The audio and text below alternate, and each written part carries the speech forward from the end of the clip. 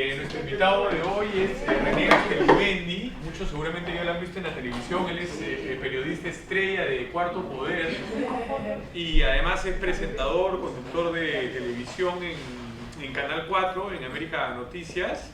Y bueno, se ha dado el tiempo de venir acá, ¿no? Dentro de sus labores periodísticas que son bastante intensas. Y ¿no? también Entonces, surfeo con el profesor. Y además corremos sola juntos, ¿no? Competimos. Tenemos una afición por el mar. Entonces, justo ese René viene en un momento muy indicado porque estamos tratando la entrevista periodística en televisión, ¿no?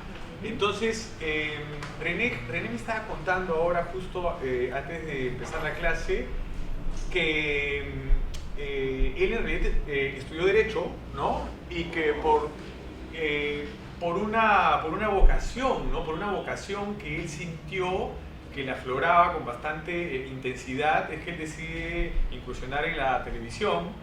Y es así, ¿no? Que él, el periodismo. En el periodismo en general, claro, porque empezaste primero en la prensa escrita, ¿no? Sí. Ajá. Sí. Ya. Como se dice. En Somos, ¿no?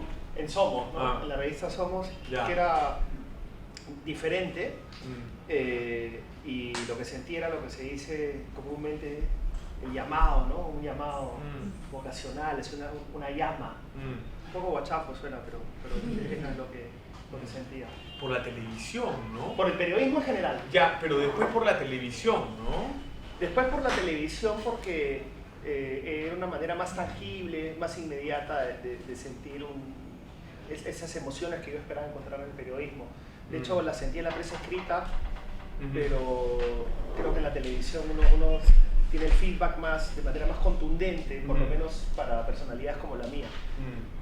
Y además porque creo que todos los que estudiamos periodismo, en alguna medida, esto es una confesión, si me estás grabando tal vez algunos no me van a entender, pero correré el riesgo. Pero creo que todos los que nos dedicamos al periodismo somos un poco narcisistas, ¿no? Igual que los artistas, ciertamente, ¿no? Entonces nos gusta entregar cosas, ¿no? Entregar cosas y ponerlas a consideración de la gente para eventualmente recibir, en el mejor de los casos, un aplausito y en el peor de los casos una crítica feroz. Y en la televisión eso es más inmediato, más rápido, ¿no? Pero las grandes crónicas también se hacen en prensa escrita. Y además, a favor de la televisión, por más bien que escribas una imagen, te puede transmitir mucho más, ¿no? Eso justo hablábamos la otra vez en la clase teórica, ¿se acuerdan, no? De cómo la televisión tiene esta capacidad de mostrar, digamos, un hecho o una entrevista o a un personaje de una manera más global, más integral, ¿no? Porque se muestran también los aspectos no verbales, los gestos y todo eso, ¿no? ¿Crees que eso también fue un factor determinante para que te acerques a la televisión, digamos, Sí, sin duda. Esta exposición global, más esta comparación, lo que se hace sí. es una comparación. En mi caso yo transité entre la prensa escrita y la televisión, porque cuando empecé a hacer periodismo empecé en prensa escrita, después en la televisión, después en prensa escrita, después en la televisión y ahí me quedé. Entonces yo recuerdo que cuando regresé a la prensa escrita, a Somos, ya estuve como 1 año y medio en Somos haciendo artículos semanales. ¿Dejaste la televisión y regresaste a la prensa escrita? Sí, ya. Sí, dejé la televisión, dejé el ¿Por canal. ¿Decisión propia o porque No, porque era la época de eso? Montesinos, Ajá. entonces el Canal 9 y el Canal 3 estaban como intervenidos y quebraron y se metieron en juicios. Entonces no había un espacio interesante donde trabajar en la televisión en ese momento porque estaba todo muy contaminado. Era la época más brava de Montesinos y Fujimori, ¿no? ¿Decidiste alejarte de la televisión? Me alejaron en realidad, Ya. ¿no? Porque estábamos haciendo un trabajo más o menos decente. Hildebrand también trabajaba en el mismo canal donde yo trabajaba, que era el Canal 13, Red Global. Ustedes son muy chicos, perdón, para que se acuerden, o tal vez se acuerdan.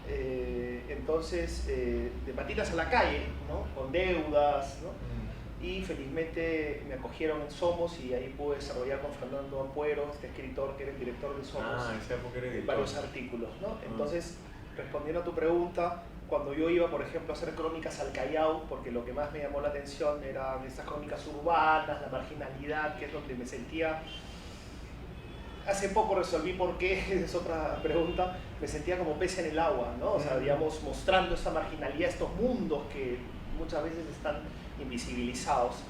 Entonces sentía que yo lo estaba viendo, que le tomaban foto y que había un registro que calmaba esta angustia por transmitir, pero era consciente de que con una cámara de televisión registrando lo que estaba viendo me hubiera sentido mucho más completo, ¿no? ¿Por qué? Porque la cámara de televisión, tú sabes que está registrando exactamente lo que estás viendo, ¿no? Tú puedes escribir, digamos, puede tratarse de un cronista magnífico, pero realmente, por lo menos a mi manera de ver, tal vez sea más romántico la prensa escrita y escribirlo, y es lindo, ¿no? Es maravilloso, pero es muy difícil igualar la potencia, la contundencia de una cámara de televisión, de las imágenes que muestran una cámara de televisión. Estupendo que has tocado, sí, claro, porque ves toda la dinámica, toda la acción, los gestos, ¿no? La interacción entre los personajes que estás grabando. Entonces a veces tus palabras sobran y el mérito consiste en haber estado en el momento correcto con tu camarógrafo grabar. Claro, lo que está diciendo más o menos es que en la prensa escrita es como que uno recrea usando metáforas, como unas buenas fotos buenísimas. Y recursos literarios quizás, pero es algo más romántico, más poético. Lo otro es más casi real, entre comillas, ¿no? Sí. Pero te pregunto, cuando ya hay una cámara enfrente, ¿no distorsiona la realidad o es la realidad la que se está grabando? Mira, hay espacios como por ejemplo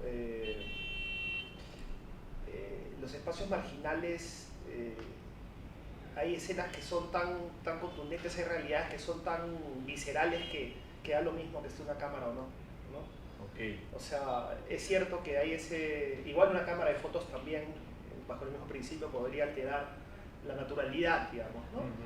Pero hay contextos donde la cámara de televisión, si bien puede exacerbar ciertos comportamientos, también puede pasar desapercibida, ¿no? O después de un tiempo ya la cámara no llama tanto la atención y el ambiente que está registrando ya no se siente invadido por la cámara de televisión.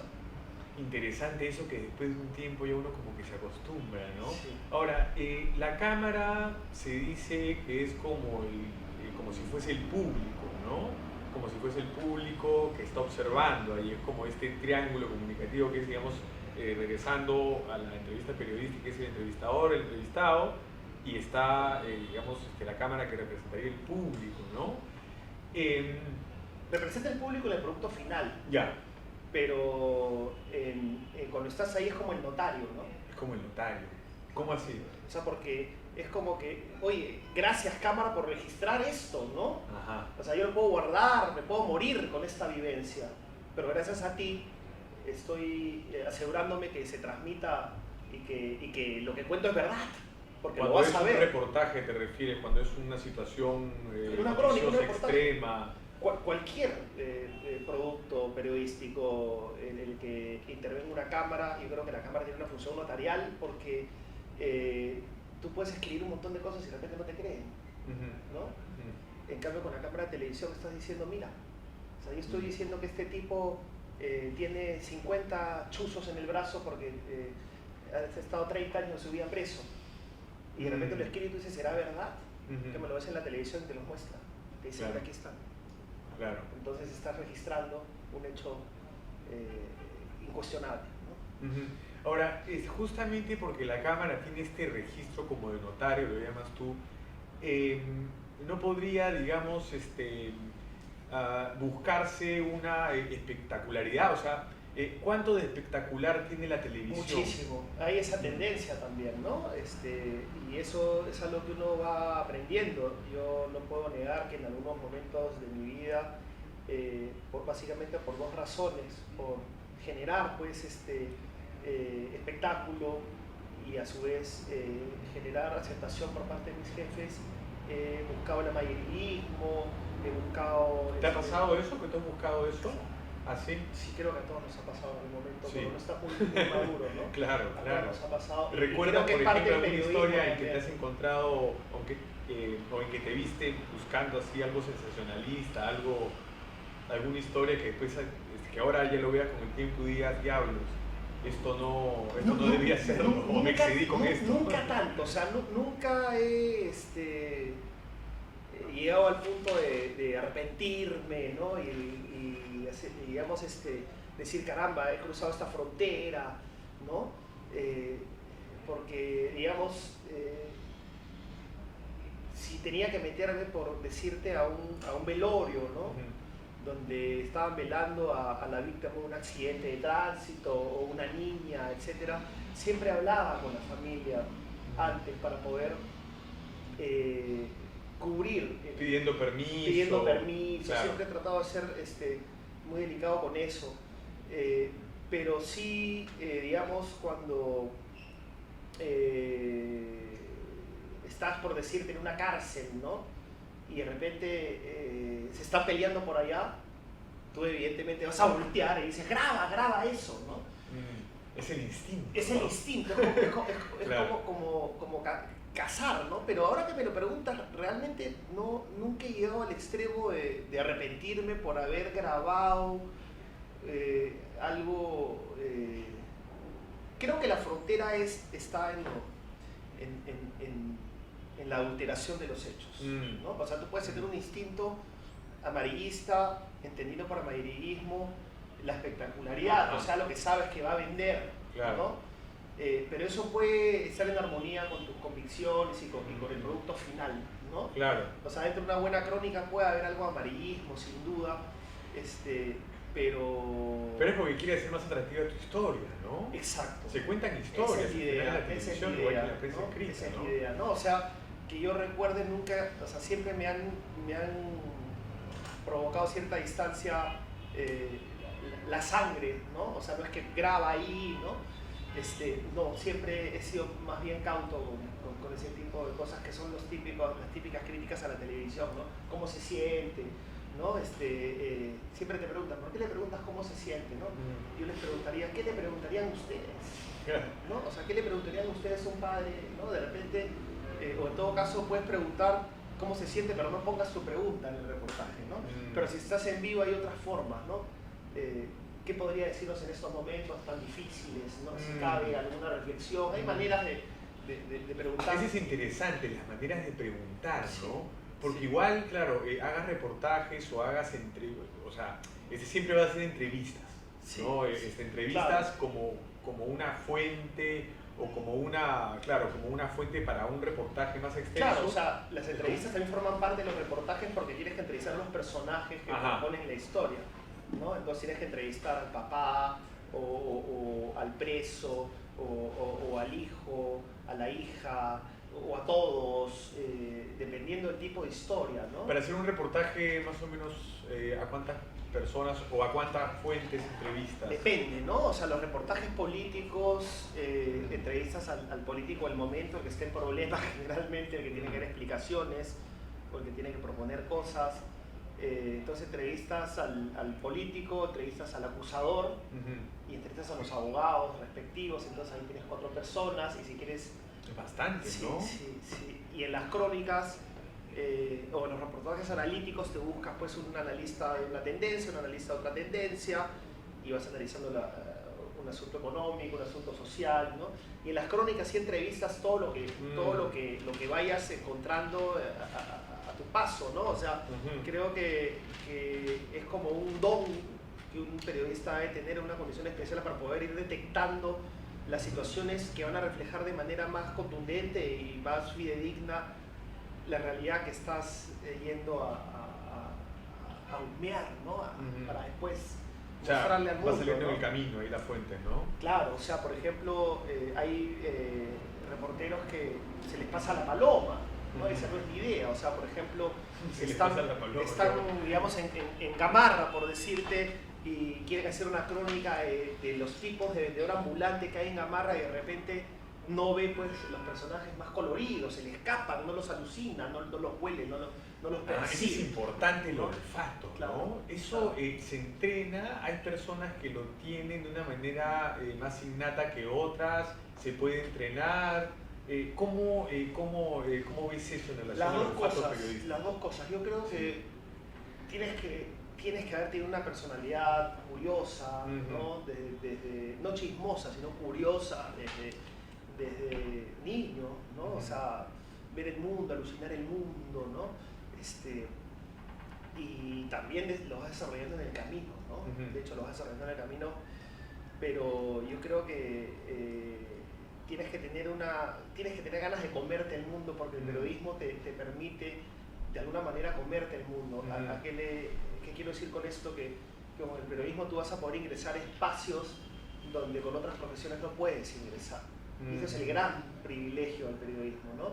Puedes estar una noche con presidentes en el Hotel Maficho de Lima y a la mañana siguiente puedes estar en un pabellón psiquiátrico de un penal en las condiciones terribles que ya sabemos que tienen esos lugares en el país, ¿no? Qué maravilla eso, ¿no?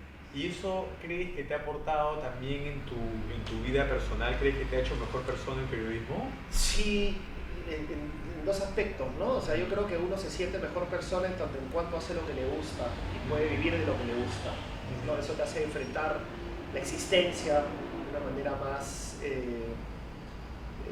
alturada, ¿no? No solo más alturada, de una manera más equilibrada, con más paz, ¿no? O sea, con la existencia, que a todos nos cuesta.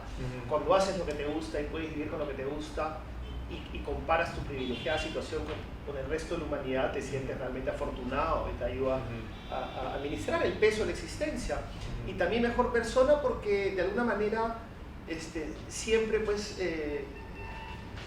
se critica el taparte los ojos, el que la gente se tape los ojos o ciertas clases sociales o ciertos sectores de la sociedad invisibiliza a las partes más débiles de la sociedad, ¿no? O sea, como que a veces no las quiere ver y siguen con su vida, con su carro nuevo, con su carrito, su hijito, se reproducen, crecen en el colegio, qué bonito, vamos de shopping, ¿no? Entonces, en cambio con el periodismo, creo que puedes sentir la conciencia más tranquila. Entiendo. Porque estás haciendo obra social, porque estás, voy a recurrir a otro lugar común, sientes, así suena guachapo, que estás cambiando un poquito el mundo, pues, ¿no? Porque a través de ti, de pronto llega la plata para que operen a una niña que tiene una enfermedad rarísima. ¿Te ha pasado eso, por ejemplo? O sea, sí, claro. que has conseguido un beneficio hacia una persona con bajos recursos, o has conseguido que un caso sea atendido? Sí, claro. ¿Sí? Eso es relativamente sencillo, es muy gratificante. Debe ser muy gratificante. Es gratificante porque... ¿Qué caso recuerdas, por ejemplo? Así... Mira, en este momento no me viene a la cabeza un caso concreto de haberle conseguido... Bueno, puedo haber ayudado a que por ejemplo, las personas que tienen hemofilia reciban presupuesto del Estado para poder cuidar, para poder tratarse. Yo soy hemofílico. ¿No? ¿Así? Sí, pero muy leve. ¿Así? Sí. Es un reportaje. ¿No? Pero son poquísimos. Entonces, ya me quieres entender. Claro. Vamos a cambiar los papeles, ahora tú no entrevistas. O lograr que, digamos, por ejemplo, algo que está muy tangible, ya casi había logrado con el periodismo, con la seguidilla, reportajes que hice al respecto, que pongan bloqueadores en las cárceles. Ya lo habíamos logrado. Claro, por una serie un problema por inversión, y ahora estamos con los problemas, con este problema de bloqueadores que todavía no se soluciona. Nuevamente estallado. Por ejemplo, lograr que una comunidad tayánica sea rescatada de sendero, le pongan colegio, o lograr que una comunidad aguajún sea curada de hepatitis, ¿no? Ese tipo de cosas son muy gratificantes. ¡Qué maravillas! Y tú dices, caramba, qué lindo esto, ¿no? Qué gratificante, o sea, la chela que me estoy tomando me la puedo tomar más contento, ¿no? Porque algo estoy haciendo por la humanidad, ¿no? O sea, no yo, sino el programa, el equipo, ¿no? Como que puedes hacer que sobre todo en un país tan burocrático, tan lento, las instituciones no funcionan, el periodismo es como una cuchilla que se mete y logra eficiencia, ¿no? Logra que las cosas avancen, ¿no? Que el ministro responda, que se aclaren las cosas, que la gente reaccione, que se dé ayuda, ¿no? Varios ejemplos, por ejemplo, cuando se cayó el templo del Señor de Luna en Ica, y no había plata para construir, hicimos un reportaje y comenzaron a llegar los fondos. En fin, hay un montón de ejemplos y creo que cualquier periodista los tiene a la mano, ¿no?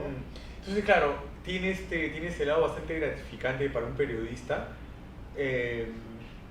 pero también como mencionábamos, hay esta cosa de espectacularidad o este aspecto de espectacularidad que tiene la televisión más todavía que en otros medios. Sí.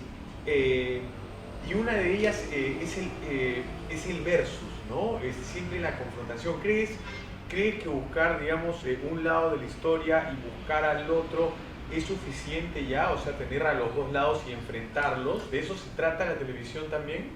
También, sin duda. Mira, las noticias políticas son talk shows. Que pase Becerril, que pase Mulder, que se peleen. Mientras más peleas, mejor, ¿no? Claro. Entonces a la gente le encanta la pelea, ¿no? Que se peleen. O sea, mira los programas de análisis político, tienes uno un bando, otro bando, y mientras más peleas, mejor, ¿no? Entonces, claro, en realidad nosotros somos unos grandes carboneros. Por supuesto, y tú lo sabes muy bien. Claro, porque también eres carbonero como yo. Lo que pasa es que, o sea, no nos engañemos, ¿no? O sea, eso no significa tergiversar los hechos, sino darles esa espectacularidad de la cual Gabriel está hablando, porque sin esa espectacularidad corres el serio riesgo de no transmitir nada, lamentablemente, ¿no? Porque los tiempos son, digamos, tan cortos, y ahora con el mundo digital tienes que emplear más de esos recursos porque corres el riesgo de que tu mensaje pase absolutamente desapercibido si no hay conflicto. Es más, me acuerdo mucho que mis primeros jefes en televisión me decían, ¿dónde es el conflicto? Si no hay conflicto, no hay noticia. Interesante eso, ¿no? Tiene que haber si no hay conflicto, no hay noticia. Claro, tiene que haber un conflicto, ¿no? Porque llevan las noticias lindas, son lindas, pero te cambian de canal. ¿No? Si tú dices, mira, vamos a hacer un reportaje sobre, salvo pues que sea pues, un lugar turístico, qué bonito, que metemos en el noticiero siempre todos los viernes, ¿no? metemos, digamos, conozca el callejón de Huaylas, conozca la fortaleza de Sacsayhuamán, conozca la Huacachira. Y el Cuarto Poder también hay, ¿no? Cuarto Poder también. Hay estos reportajes de viajes. Exacto, hay esos reportajes también, que tienen un espacio interesante, pero sin duda son desplazados por los conflictos, ¿no? Conflictos sociales, conflictos políticos, son los que y los conflictos de seguridad ciudadana son los más, y de ahí más rentables. Cuando se pelean los políticos en el set, así después se dan la mano o se siguen odiando fuera de... o ellos también son parte del show. Yo creo que los congresistas, por ejemplo, que son la materia prima más prostituida, se dan la mano después. ¿Así, no? Sí, porque es parte... Ellos saben es como que acá ganamos todos. Claro. ¿no? Acá ganamos todos. Nos vamos a sacar el ancho frente a en televisión, claro, para que nos alucinen pues con convicciones, ¿no? Más machazos, ¿no? Müller, Bogotá, Alcorta, ¿no? ¡Qué recia! Tú eres Alcorta, Bogotá, ¡qué bravo que eres!, ¿no? Pero después, cuando ya no están las cámaras, como que ahí sí las cámaras son un elemento perturbador. Yo creo que las cámaras excitan mucho a los políticos, sobre todo en el Congreso, ¿no? Es como que sienten las cámaras y entonces ese ambiente se enrarece y todos empiezan a pelearse, porque ponte a pensar, ¿no? O sea, todas las comisiones investigadoras, los plenos saben que están todas las cámaras que pueden grabar desde que no sé, pues, la congresista Mónica Chacón se come un moco, estoy inventando por si acaso, que se duerma, hasta que Mulder se duerma, o que Becerril le bajó la bragueta, cualquier cosa te pueden registrar, ¿no? Entonces es una tensión. Ellos son conscientes de eso. Es una tensión, o sea, uno está abajo en el pleno y tienes 20 cámaras, ¿no? Porque en el Perú, hay que decirlo, hay un montón de medios de comunicación, ¿no? Abundan los medios de comunicación. Entonces tú tienes por lo menos 20 cámaras, y sin contar las cámaras de fotos, estoy hablando de cámaras de televisión, entonces que graban cualquier movimiento, ¿no? Entonces pueden crearte archivos para ponerte cara de poto cuando quieren molestarte en un titular, ¿no? O ponerte cara contenta cuando quieren ayudarte en un titular, qué sé yo. Entonces... Eso hablamos de la... Claro, y eso nos lleva a concluir que la objetividad periodística no existe. ¿Estarías de acuerdo con eso? Sí, a mí me gustaría que me pregunten esas cosas ellos, ¿no? Sí, ahora vamos a entrar con la objetividad, con las preguntas. la objetividad periodística es algo que uno siempre tiene que procurar, ¿no? Pero somos seres humanos y por algún lado se nos va a escapar alguna subjetividad. Hay que procurarla siempre. Va empezando preguntas, ¿ah? Hay que procurarla siempre. Sí, hay que procurarlas y sobre todo se logra siempre teniendo las dos versiones de la historia, ¿no? O sea, digamos, porque ahí entramos ya en terreno, un columnista es objetivo, ¿no? Un columnista no es objetivo, ¿no? No, pues. Claro, ya no, pues es una opinión. Periodismo opinión, si no, claro. No existiría el periodismo opinión. Claro. ¿No? Entonces, en los reportajes puede ser irónico y hay ciertas libertades y además...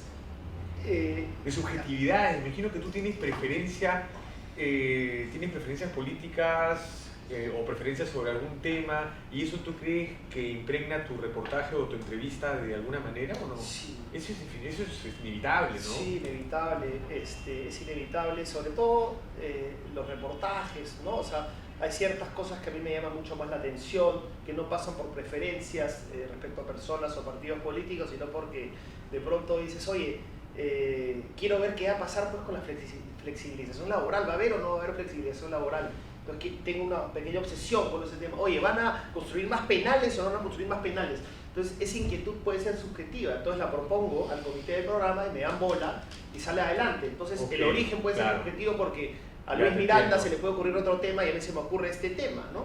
Claro. Mi idea es que cuando hagas un reportaje sobre conflicto tengas a las dos partes, tienes que tener a las dos partes, entonces ahí te eximes un poco a partir de la proporcionalidad en las intervenciones en tu reportaje de que la objetividad pase exclusivamente por ti, porque eso es imposible, ¿no? Tú tienes que recurrir a elementos objetivos como el tiempo, ¿no? El tiempo que aparece en tu reportaje para lograr y procurar la objetividad. Claro. Los tiempos... Porque, o sea, tú también haces periodismo, o sea, por ejemplo, tú puedes decir, mira, en realidad me encanta esta agua mineral porque me gustan las montañas que están aquí y además las letritas chiquitas dicen cosas muy lindas. Entonces de repente en un reportaje dices, y dijo que le gustaba esta agua mineral por las montañas que estaban ahí, y las letritas chiquitas no lo pusiste. Claro. ¿Y eso de quién dependió? De ti. Claro. ¿No? Entonces tú eres el amo y señor del espacio que estás haciendo, ¿no? Entonces, como una presencia omnipotente. Exacto, eres el dueño del circo ahí, entonces es un espacio sagrado, tienes que tener mucho cuidado, ¿no? Porque también, por ejemplo, uy, mira, justo acá me responde lo mismo, pero pone cara como estar más frágil, entonces mejor ponemos esta porque se le ve más débil, ¿no? O mejor pongo esta otra declaración en prensa escrita, ¿no? Entonces tú administras toda la materia prima que compone un reportaje, ¿no? Y con eso puedes hacer mucho daño, ¿no? O sea, por ejemplo, yo me acuerdo cuando salió Cecilia Valenzuela y revolucionó un poco la televisión con esas ediciones, ¿no? Súper burlonas, ahí el daño que se hacía, ironía, por supuesto, y dentro de la libertad de expresión, era letal. ¿No? O sea, me refiero a que, esos reportajes. o sea, ¿no? O sea, sí. Ponías riéndose a un patita, después a aquello con puñetes, sí. Y después jajaja con lemas, claro, o sea, claro. Hacías lo que te daba la gana, claro. ¿No? Entonces,